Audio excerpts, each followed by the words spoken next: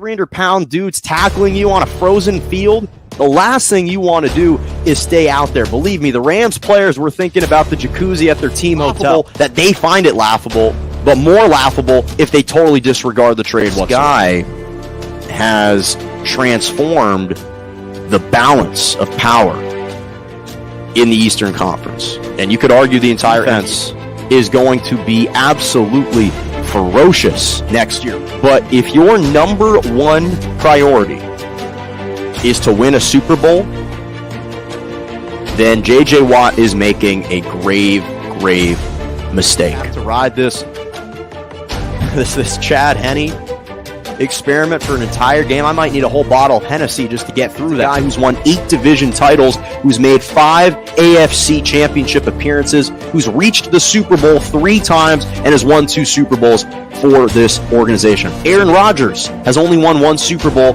with Green Bay. Drew Brees has only won 1 Super Bowl with New Orleans. There's only 13 quarterbacks in NFL history that have won multiple Super Bowls, and Big Ben is one of those individuals.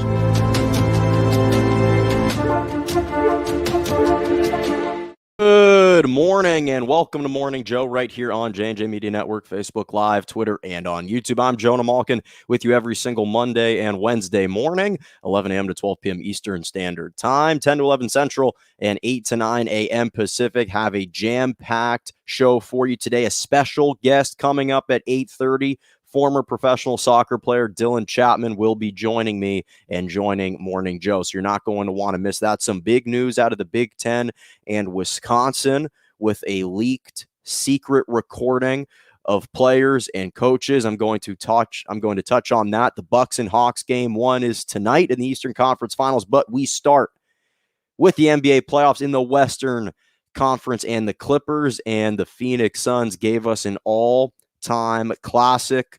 Phoenix Suns stun the LA Clippers last night, 104-103 on a game winner from DeAndre Ayton. And one of the things that I've always appreciated about the NBA playoffs is there's always a different feel to the NBA playoffs. The level of physicality, the attention to detail, the magnitude of the moment. There are a lot of games that we've seen throughout these playoffs and in general where they're technically called playoff games on face value, and then there are playoff games that legitimately feel like NBA playoff games that are heightened by not only the microscope on each individual player, but the physicality, the extra passes, the crispness of the moment, the palpable nature of the arenas and the stadiums that you're playing in. There's a different feel when you watch certain games that truly feel like a playoff basketball game, like a playoff atmosphere. And last night was one of the few basketball games this postseason that truly felt like a playoff game. The level of physicality was unbelievable. You're seeing Devin Booker suffering what looked to be like a broken nose after he collided with Patrick Beverley. Beverly's head cut Devin Booker's nose, almost reminiscent of Steve Nash in Game 1 in 2007 against the Spurs when he broke his nose and he was bleeding profusely and just hemorrhaging blood, and they couldn't even stop the bleeding at all. That's what it kind of felt like when you've got Devin Booker bleeding off his nose completely swollen, playing for the final what looked to be third and fourth quarters of this game. And then it also possessed the clutchness, coming down the wire, big time shot making, perhaps legacy defining plays.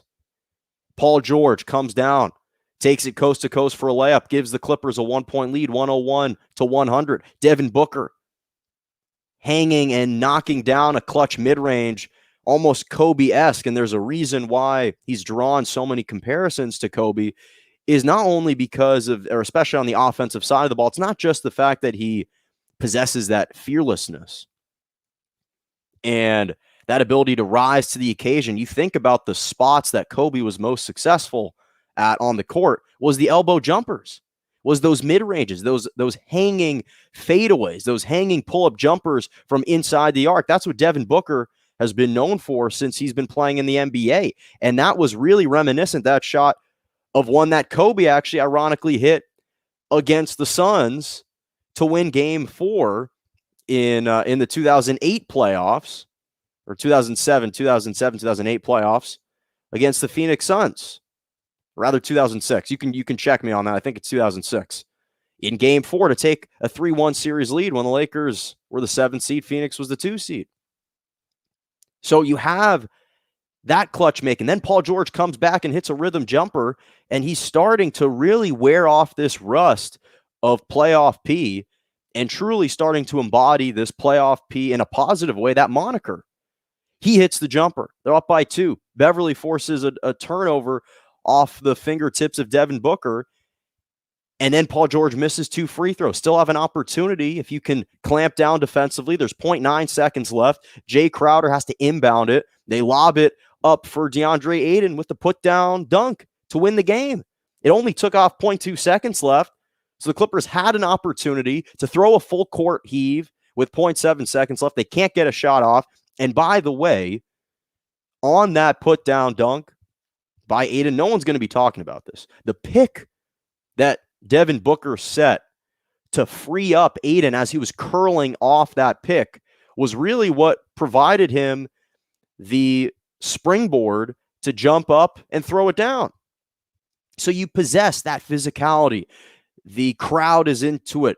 Both teams, their best players are hitting big-time shots. You've got a game winner. It possessed all the traits. It had all the makeup of a fantastic playoff game.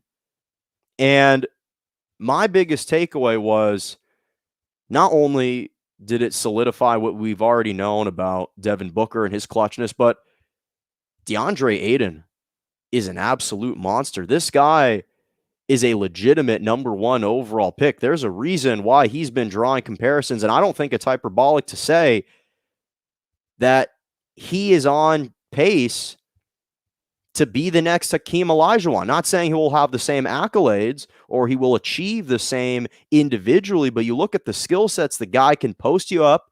He can work around the basket. He's got tremendous touch around the rim. He defends at a high level. He can hit the mid-range shot. He's not a liability defensively. He can switch out onto guards on the perimeter. And he's really crafty, and he can shoot a 3 if you leave him open. He never attempts any threes. But he was the savior for the Suns last night. Dropped a career playoff high 24 points to go along with 14 rebounds. And the Suns needed every single one of those baskets because they could not shoot from the outside. They shot 23% from the three-point line. They were like 6 of 26 from the 3, so they couldn't get it going from the outside. He was there for putbacks. They dumped it down to him on the block multiple times, going to work on Ivica Zubac or DeMarcus Cousins or anyone else who was trying to front him. He hit the mid-range shot, and he was the savior for the Suns last night. And it didn't just come down to that put-down dunk. The entire game, he was active, he was present, and he was impactful. And so when I think about DeAndre Ayton, who, by the way, is shooting 71.5% from the floor this entire postseason.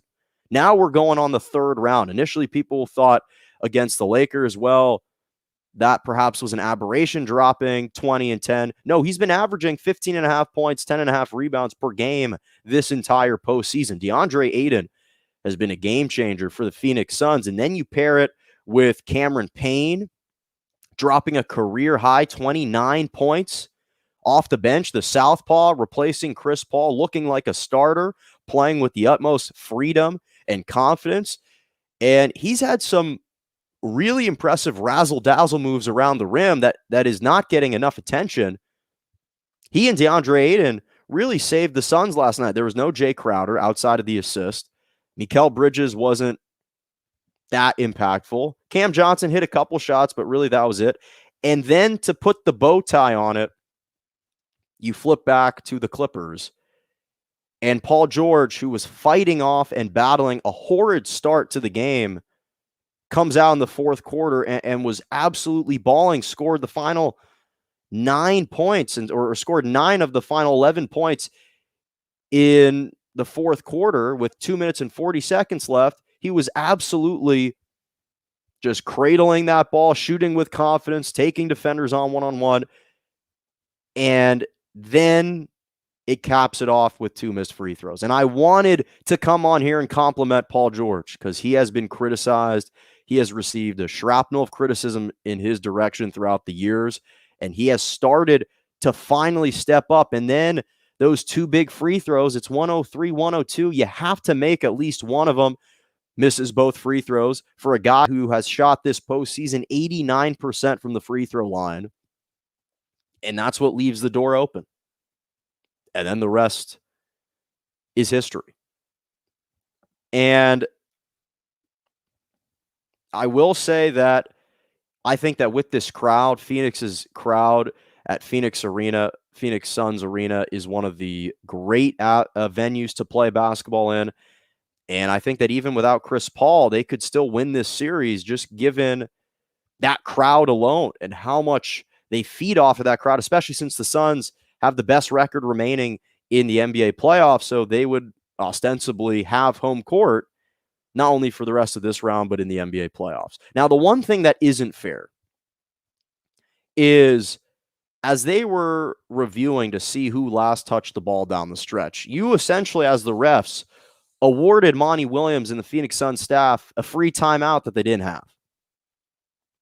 And that is a bit concerning and something that's noteworthy because the Suns didn't have any timeouts, and you gave him enough time to draw up a play to free up DeAndre Ayton and drop whatever it is they wanted to play. And I didn't think that that was necessarily fair because that's what a timeout is supposed to do. You're supposed to savor those timeouts for those moments if you need it, if you wisely distributed and used those timeouts, and instead you're awarded a free one because the refs have to review a missed shot, which again, they're entitled to do, but I thought that they shouldn't have been awarded that much time to drop a new play. And so now the Clippers, they're down 0-2 for the 3rd straight series. They've already made history coming back from 2-0 deficits so far. This is without Kawhi. They'll have to do it without Kawhi, but listen, I'm not counting them out. I'm absolutely not counting them out given what we just saw from them the last 2 playoff series. Again, that was without that was with Kawhi. This is without, but you can't just write off the Clippers just yet. Now, I want to transition to the Eastern Conference Finals. Today is game 1 of the Eastern Conference Finals between the Milwaukee Bucks and the Atlanta Hawks. Now, if I was to ask anyone the start of the year whether we thought the Eastern Conference Finals was going to feature the Milwaukee Bucks and the Atlanta Hawks, everyone would have laughed that off. And while I predicted the Milwaukee Bucks were going to reach the Eastern Conference Finals, I thought they were going to face the Brooklyn Nets in the Eastern Conference Finals, which instead they faced them in the semifinals. And yet here we are with the Bucks and the Hawks that starts tonight. And it's pretty unbelievable that this is the matchup that we're getting. I'm sure the NBA is thrilled about that matchup. But this is the interesting thing. So often in sports, and especially us in the media, we try and rationalize picks. We try and pick logical picks. We try and use our head over our heart using analytics and matchups and trends and all these statistics to evaluate these different teams. And this is one of the few instances and one of the rare matchups where I am going purely off of gut and off of my first visceral reaction to this matchup. And a lot of it doesn't even rely on logic at all.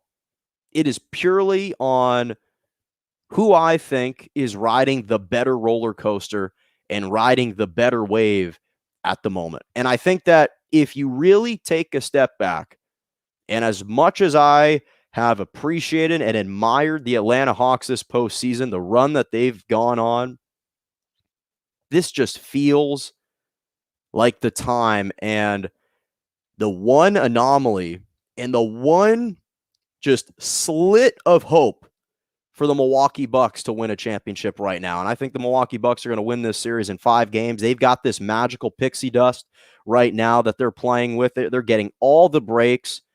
Not only do you exact revenge on the team that gentlemen swept you last season, that nearly blew up your entire roster in the Miami Heat. You exact revenge. You sweep them. You get to face the Brooklyn Nets without Kyrie Irving for half the series and with a limited James Harden for 3 games.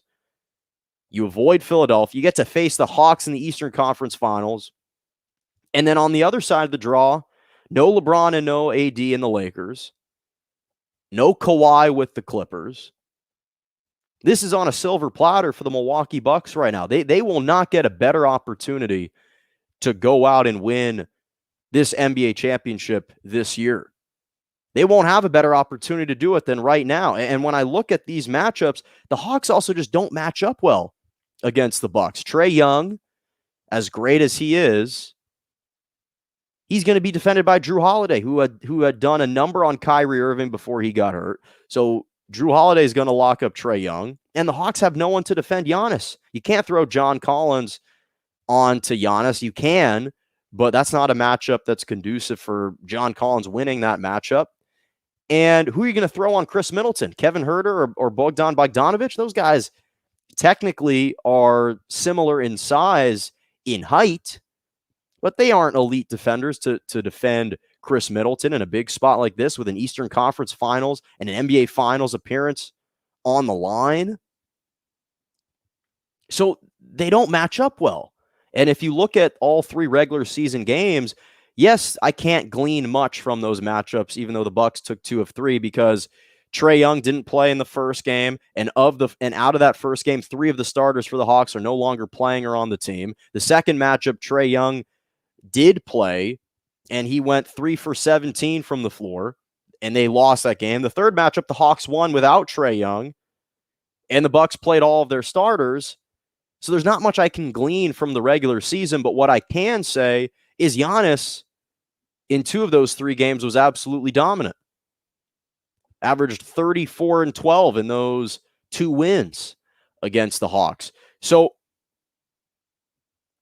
I understand that the Hawks, listen, they have been unbelievable. The job that Nate McMillan has done coaching this team is tremendous, inheriting a 14 and 20 roster, and to come out and turn the tide for them, lead them to a 5th seed, beat the Knicks in the first round. I thought they would challenge the Philadelphia 76ers. I thought the 76ers were going to be in trouble. They clearly were more than just in trouble. They lost. The Hawks beat them.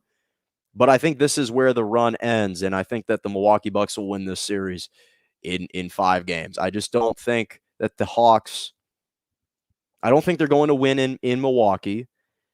And I think that even though they can shoot it from the outside really well, the Bucks can match that firepower that the Hawks have.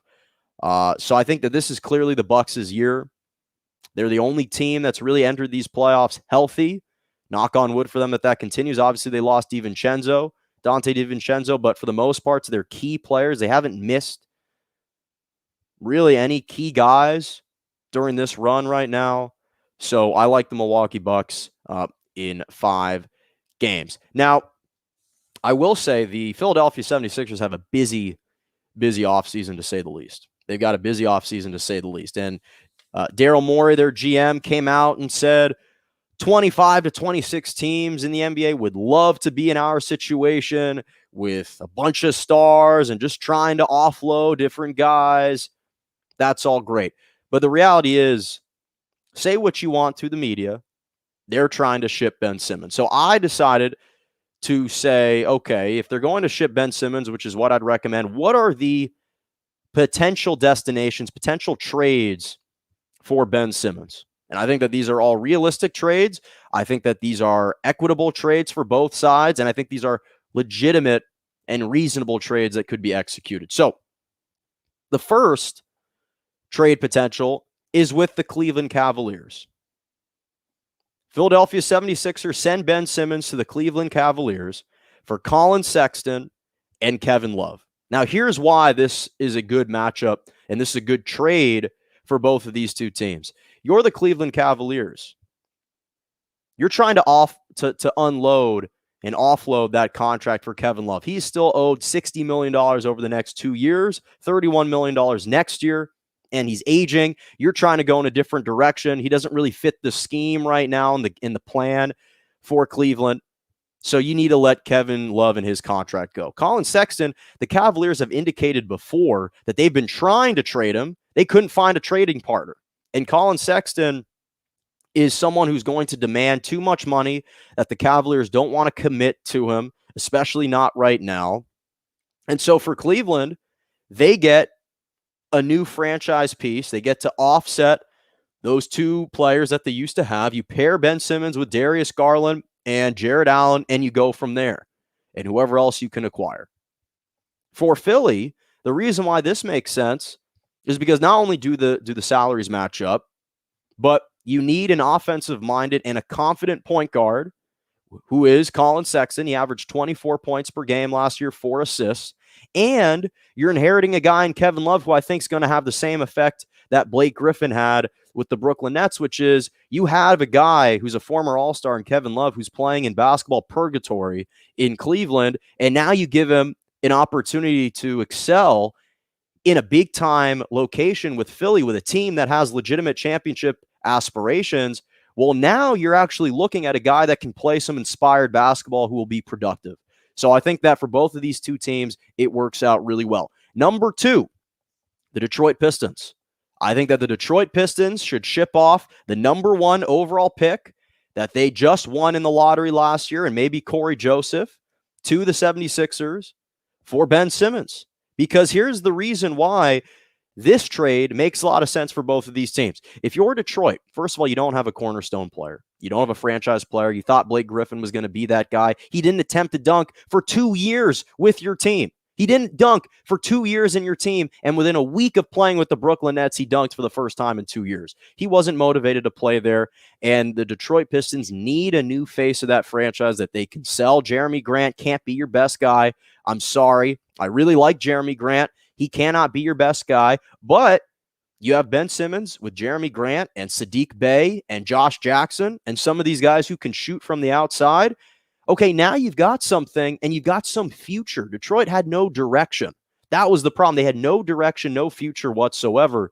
And so this makes sense for Detroit. Why does this make sense for Philly? Well, you're Daryl Morey. The number 1 pick is a valuable asset. Now, it's true there isn't a lock at number 1 like there's been in other years. So if you're the Detroit Pistons, you're saying, well, yes, we'll likely take Cade Cunningham, but there isn't a guy who's a must-have, who's an absolute lock, like a Zion, like a LeBron, that you say, okay, I can't pass up on no matter what.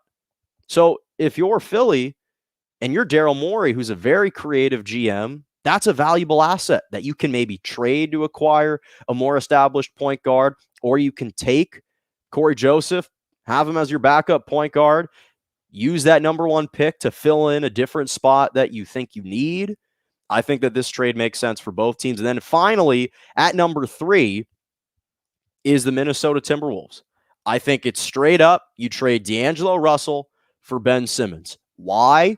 If you're the Timberwolves, listen, D'Angelo Russell and Karl Anthony Towns, that doesn't work. His style of play, he doesn't fit in Minnesota. That doesn't work. That experiment has failed. And they're trying to offset his contract anyway. The Timberwolves don't want D'Angelo Russell because D'Angelo Russell is still trying to be the second or the first best guy on the team. And in Minnesota, that style of play doesn't work. And you have Karl Anthony Towns, you have Anthony Edwards there, and D'Angelo Russell's style of basketball just did not fit in Minnesota at all. Not only do the salaries match up, but then from Philly's perspective, so not only if you're the Timberwolves, you'd get Ben Simmons to go along with Karl Anthony Towns and Anthony Edwards. Now, that's a trio you can sell and you can build with in the future. If you're the Philadelphia 76ers, the reason why this could be a trade for you is because you need, first of all, a point guard. D'Angelo Russell, say what you want about being selfish with the basketball. He is a point guard. He can dish the basketball. He's a great passer. So he's someone that could be a legitimate asset for a team in D'Angelo Russell. You pair him with Joel Embiid. Then you got Tobias Harris. I think that that's something that could actually work out wonders for the Philadelphia 76ers. That's number 1. So those are the 3 potential trades that I could envision for Ben Simmons right now. You got the Cavaliers, you got the Pistons, you got the Cavaliers with Colin Sexton and Kevin Love, you got the Pistons trading the number 1 overall pick in Corey Joseph, or you got the Minnesota Timberwolves trading D'Angelo Russell straight up for Ben Simmons. I think that could be a potential great trade. So that's what I would say those are the 3 trades that I would say.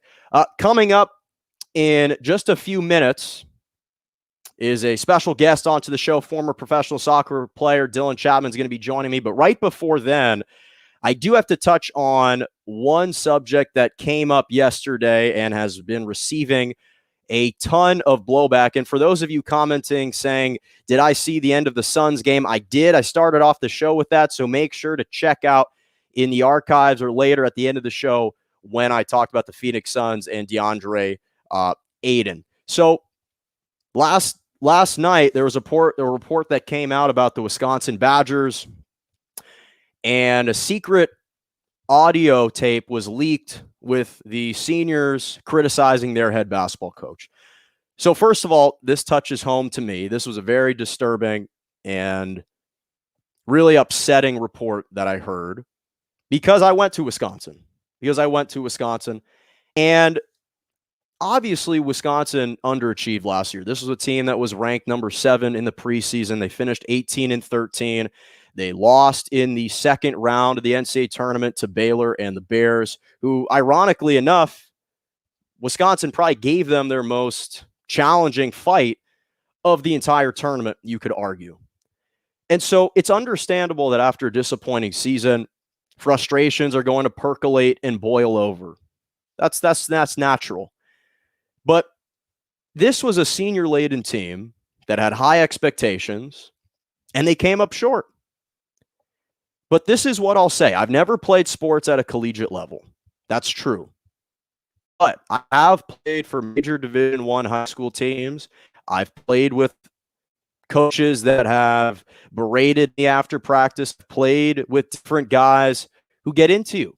And I understand the inner workings of locker rooms, what conversations go on between those lines in practice and closed doors in the locker room after practice. I understand how this works.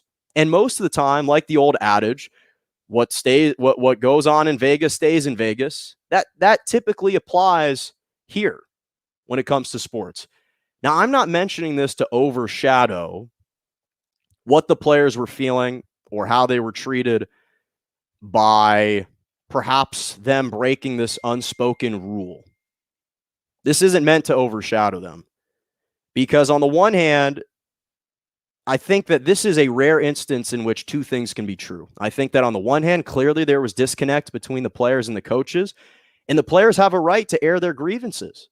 And I am glad that I saw, or at least listened, to the coaches crying throughout the entire audio, because it showed me that they showed some empathy.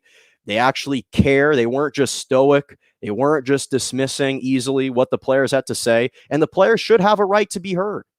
I'm advocating for players to communicate. My mom's a therapist. Communication is everything. Communication is everything to a healthy relationship. That's what I've been taught. It's the best way to deal with these types of issues is to communicate how you're feeling. And so I have no issues with the players wanting to confront the coaches and reveal the gripes that they've been having throughout the season. They are entitled to do that. I'm happy that they're empowered and they feel empowered to do that. But at the same time, like I said, 2 things can be true. And whoever did record that audio and whoever had the gumption to leak it to the Wisconsin State Journal really should be ashamed of themselves, because this isn't something that should be disclosed to the public. Again, it's not just about yourself. It's what's the lasting ramifications and impact on the recruiting class, on the next series of guys that are going to be playing. And I think that they didn't think that completely through. Is, okay, maybe you, and it's a shame. It's truly a shame that perhaps Coach Gard and his coaching practices were having a deleterious effect on your basketball career. And for a lot of these guys, college basketball is where the road ends. They're not going to be playing professionally, so the experiences that they're able to forge in college should theoretically last them a lifetime. So it's a shame that perhaps those experiences were kind of marred by a coach's practices. But again, it's not the fact that you exposed maybe who the coach really is or his practices. And obviously, Coach Gard needs to look at himself in the mirror and his coaching staff and adjust. But that isn't the issue, because, again, I'm all for players confronting coaches, speaking their minds. I got no issue with that. They should be encouraged to do that. But at the same time, it shouldn't give you free license to just, in a deceitful manner, record a guy and then leak it to the public.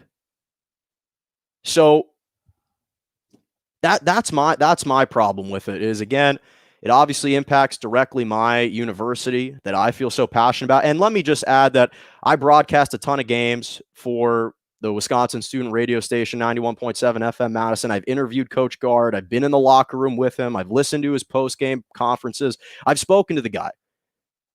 He's genuinely a good guy. Now, granted, I haven't been in the locker room with him and the players, so how he communicates and verbalizes messages to players, that's true. I haven't been there. But from our interactions, he's always been a good guy. So I think that, again, and the players alluded to this, if you unpeel the whole interview is, or all the audio clips, is that it's not coming from a place of animosity. It's coming from a place of love. But if it's coming from a place of love, you have to deal with that. There has to be, players and coaches have to adhere to some level of confidentiality and privacy. And I'm going to leave it at that. We saw the Steelers with Antonio Brown recording Mike Tomlin without him knowing after a post-game interview, in the locker room. Fortunately, it was only positive messages. What if he said something negative? So that's what I would say about that. So now it's my pleasure to bring on my next guest. This is someone who played professionally, soccer. He started his career, played professionally abroad, started his career at Villanova, then went to the University of London in England to play, played in England's League One league, and a bunch of other leagues he was participating in. He's coached in Ghana and the Middle East. He's coached all over the place, including the LA Galaxy Academy here. He trains and coaches a lot of soccer players, both youth and professional soccer players in the LA area. Now it's my pleasure to bring on to the show Dillon Chapman. Dillon, first of all, good morning. How are you? Good morning, Jonah. I'm great. Thanks for having me. So let me first ask you, because I like starting off with hard-hitting questions right out of the gate. How much do you dislike the fact that in the U.S. we call soccer football, and American football we call football? Does that bother you at all?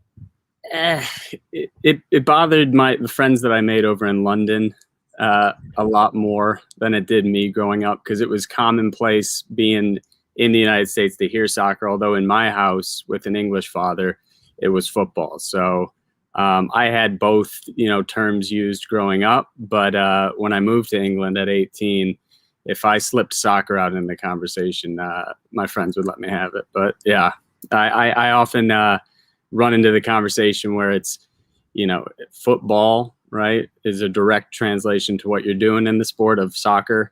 My dad used to say it's throw egg. And I said, don't get caught saying that around here. And my friends, I'll never hear the end of it. But yeah, it goes both ways, football or soccer, either one for me. So let's stick with your father, Andy, who began his soccer career playing for Arsenal, the football club, just a decorated football club, to say the least. He played professionally for over 2 decades. First, let me ask you, then obviously played in Detroit as well, where you grew up. Let me ask you, first of all, what was it like growing up in a household with a professional soccer player as a father? And were you even given the opportunity to learn any other sport, or was it, hey, you're playing soccer, that's the only sport you're allowed to play? Yeah, it's certainly a unique experience. He signed professional at 16, right? So he was kind of like a young prodigy. And he played in England for 2 years before getting recruited by some NASL coaches. And the NASL at the time was the place to be for international players. There was more money over here. It was exciting. The U.S. and the soccer market has kind of had a wave over the years. And in the late 70s and 80s, obviously Pele was over here, Beckenbauer, some big international names were coming over. So he got offered 3 times his weekly wage, a house and a car to come to Los Angeles, and jumped at it, and had a career over 25 years in the outdoor and indoor game in the United States.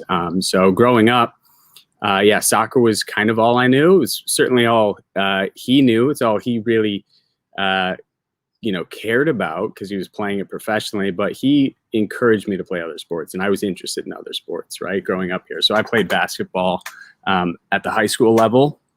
I played tennis. I swam. My mom was a swimmer. So he encouraged me to be well-rounded, and that actually contributed to my ability on the soccer field, I think. So, unique growing up with a professional athlete in the house. We'd get into the car. I remember being about 8 years of age, getting in the car with my mom, my brother, and my sister, heading down to the Palace of Auburn Hills, where the Pistons play, being in a box and eating pizza and, drinking soda and, watching your dad down on the field score goals. So very unique and special kind of experience for sure. And by the way, congratulations to your Pistons for getting the number 1 overall pick. Huge. You needed that. Tough time to be a Detroit sports fan. Agreed. Now, let me ask you, was there a specific player or a team that you grew up trying to model your soccer game after? Was it your father or was it someone else? I was very inspired by my dad, because we had tapes at the house, and his kind of playing style was very he was acrobatic. So in the indoor game, obviously you can play it off the boards. He was known for his bicycle kick. So I was always super kind of athletic as a kid. I'd love to run. Like, if I could run faster, jump higher, I'd figure out how to do it. And so I loved translating that into my game. So when I'd seen players in the Premier League like Wayne Rooney, Sergio Aguero, just powerful kind of athletic players, Zlatan Ibrahimovic, I always gravitated towards that, wanted to mimic that, because I was inspired by the athleticism of those kind of highlight reel acrobatic goals. Now, one of the things that I've always noticed and I hear about when we look at European athletes, and this is really prominent and noticeable when it comes to basketball, is everyone always talks about how at such a young age in Europe, you learn the fundamentals and the technical skills of sports at such a young age. Whether it's in soccer, it's the touch and the passes and the spacing and just understanding the team game. You've obviously played soccer both in Europe and England, and you played in the US.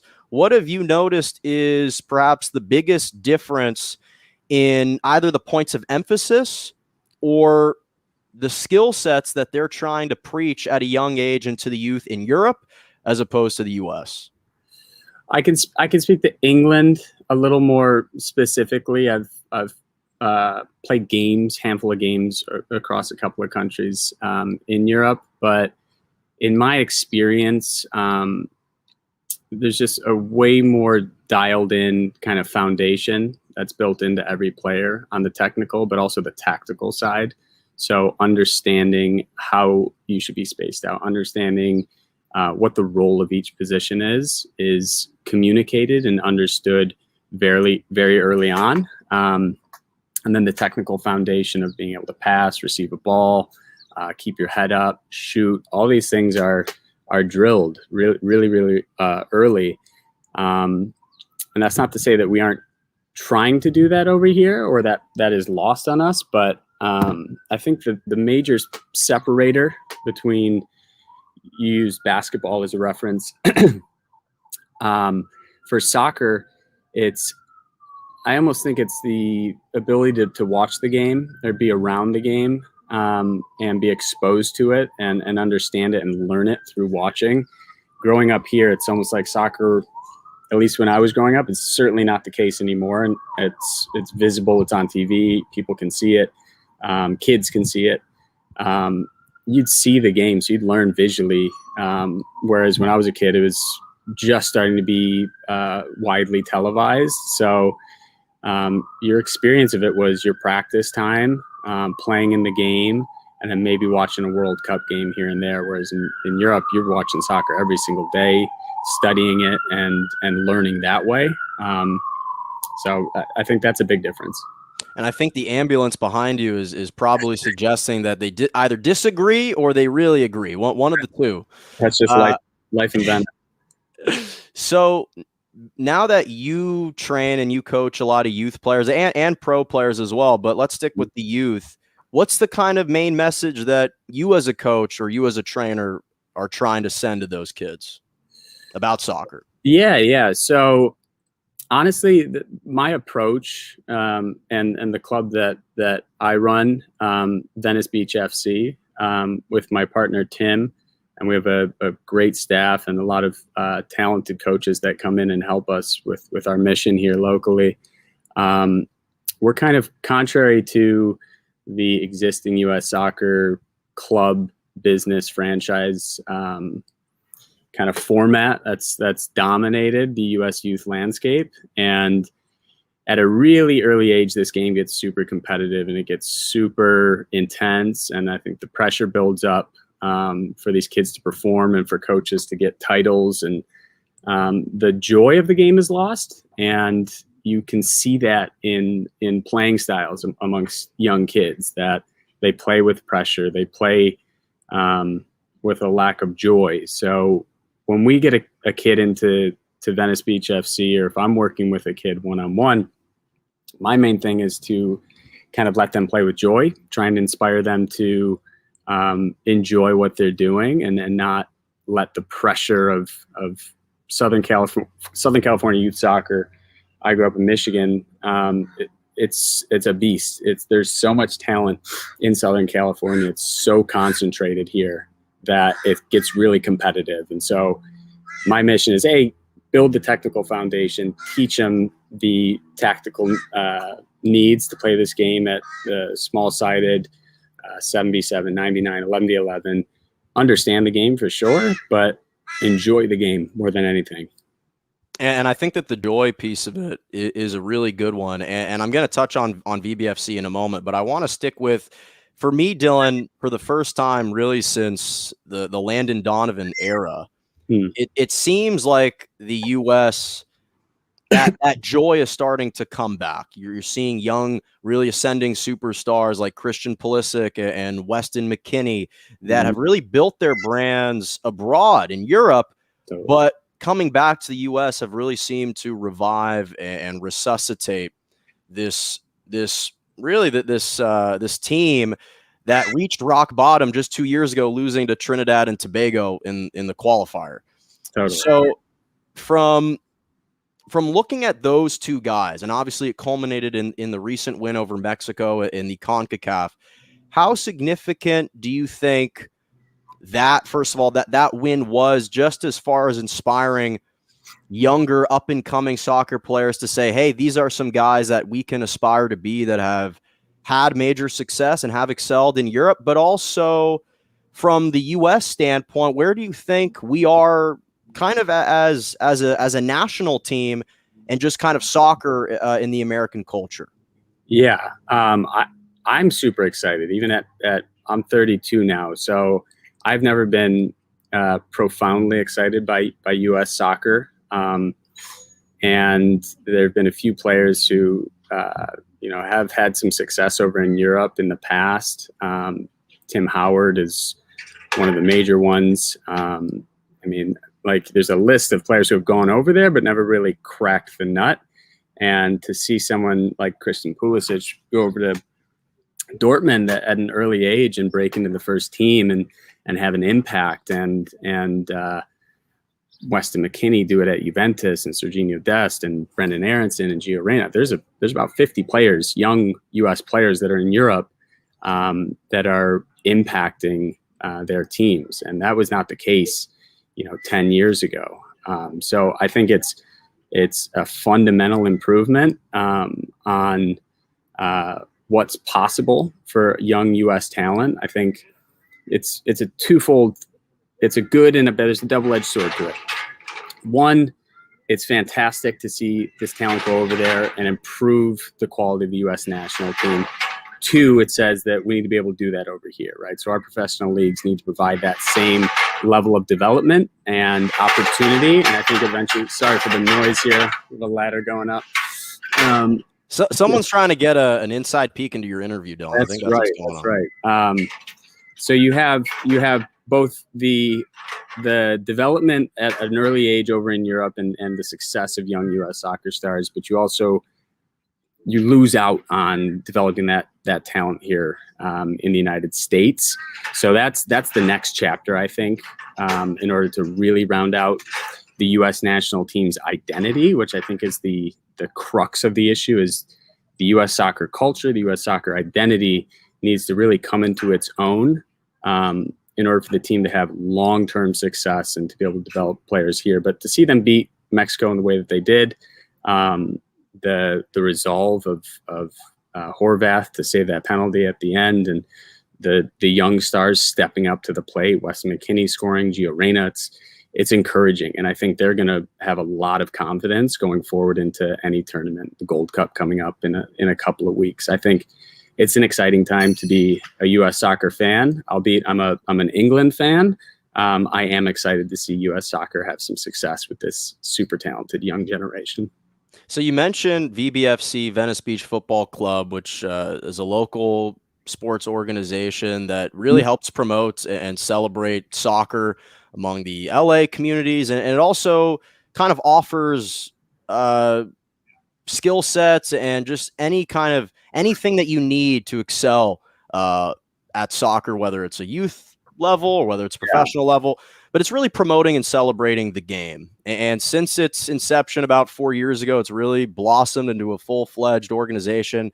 Right. And I think that you've really kind of helped spearhead this movement, spearheading this culture and promulgating the benefits of the positive lifestyles that can come from soccer and how that translates to so many different acts of life. Kind of given your close involvement to VBFC, what do you think is the vision of VBFC, and what do you think are maybe the benefits of having a program like this, an organization like this, moving forward for just American soccer culture? Yeah, I think, well, basically between myself and Tim, who founded it, we both had experience playing the sport abroad, right, and experiencing the culture of the sport in different countries. So I obviously spent a lot of time in England, half English, went to the Middle East, went to West Africa, have been all over Europe and experienced soccer culture. And Tim has been in Asia, Australia, and one kind of common thread through all the soccer culture around the world and soccer clubs is they have a real community involvement in their. This ladder is ridiculous. Sorry, it's coming down. There's a real community involvement in the success of a local soccer organization, right? So there's culture that surrounds that. There's a real sense of identity belonging to your soccer club. It's rooted in your neighborhood. Your neighborhood is invested in its success. And that was kind of the model with which we wanted to build VBFC upon.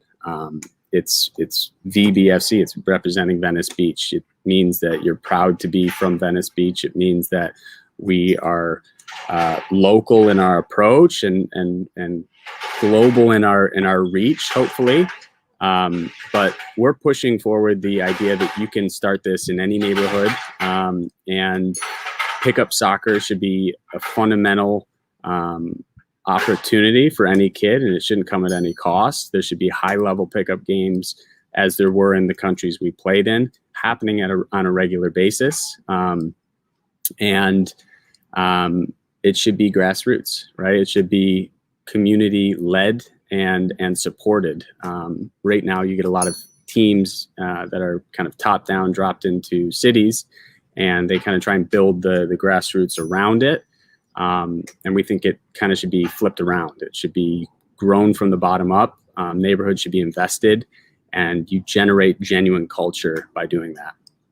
And you've also generated popularity abroad. You see guys like Mbappe that have showed up, Chicharito that have showed up, and clearly, even though the main kind of it maybe was founded here in Venice Beach, but at the same time, you're seeing the reach extend far beyond that, because it's that the culture and the message that you're trying to send, which is a really beautiful message.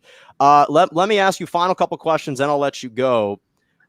Along with VBFC, what are the other current endeavors that you're involved with right now? Well, so VBFC is kind of my main gig right now. But we have kind of 4 different things that we're involved in on a regular basis. We obviously have the youth that we're taking care of in the neighborhood, and trying to develop, which is its own endeavor. We have our pickup game and the events that we try and put on to highlight and create moments that are special within U.S. soccer. We're creating apparel and lifestyle wear that speaks to that culture, and also creating media as well. So, Jonah, to be honest, I'm swamped just with VBFC. I'm trying to find time to do other things, but looking on to what's possible within U.S. soccer, I think there's going to be a lot of exciting things happening around the U.S. National team and around the growth of the game. That's going to create different opportunities. So I'm excited to see what kind of opportunities lie ahead. But as of now, I'm kind of anchored down in Venice next to loud ladders and ambulances keeping me up. But yeah, we'll see what's next. And you mentioned that you've been rooting for England. They just played yesterday against Scotland in the UEFA Euro. Are you more encouraged by that win, or were you kind of discouraged by the fact that they missed so many opportunities right around the net? Honestly, being an England fan is so hard. That's just like living in the Heartbreak Hotel, supporting England as a young kid. They always drop out of a tournament too early. They're always full of promise and under-deliver. So to win our opening game, which rarely happens, to not lose, to just tie Scotland was a little shaky. But these games, if you look back at most international games, they're decided by a goal. Usually there's the rare one-off where, Germany slaughters Brazil 7-1 or whatever, but that's a rare occurrence, right? It's usually a 1-0, 2-0. Teams play very cagey, very conservative, do not, get scored on, try and get one back. So England's kind of playing it to the script that we expect. And we finish top of the group, go to the knockout stages, and I'm just praying that we bring it home. But there's so much talent in England right now. You mentioned Mbappe, and France is a frightening team. Belgium and Portugal. And by the way, that group of France, Portugal, and Germany, that is ridiculous. That is a gauntlet of a group just to advance. Yeah.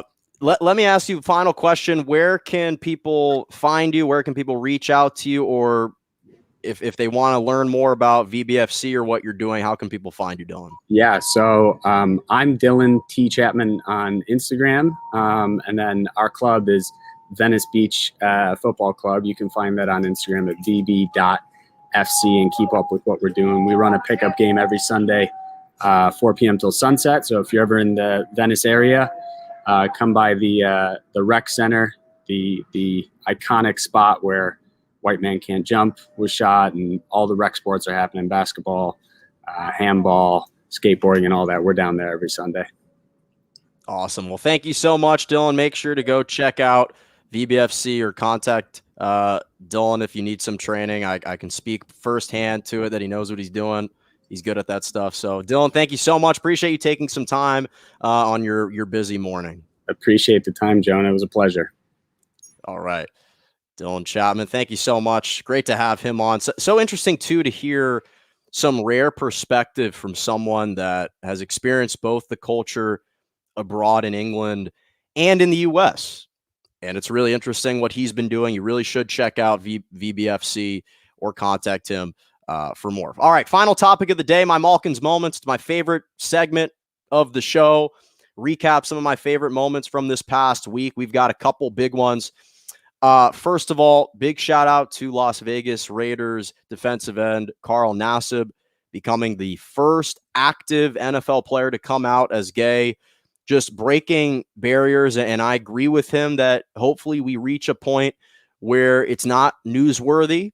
But until that day comes, a major shout out to him. In fact, according to Fanatics, which is the NFL's largest e-commerce partner, his jersey was the top selling jersey over the past 48 hours, which I think can be a major signal and sign for where people are kind of changing their opinions and where we're starting to head as a society. I think it's a great, again, he also pledged to donate $100,000 to the Trevor Foundation, which is a crisis and suicide prevention organization for members of the LGBTQ community, and the NFL matched that donation as well. So that's a major shout out to him. Major shout out to the Tampa Bay Rays, Wander Franco, who was the highly touted #1 baseball prospect, who was finally called up by the Tampa Bay Rays yesterday. And in his first MLB start at third base, his first at bat, he hits a 3-run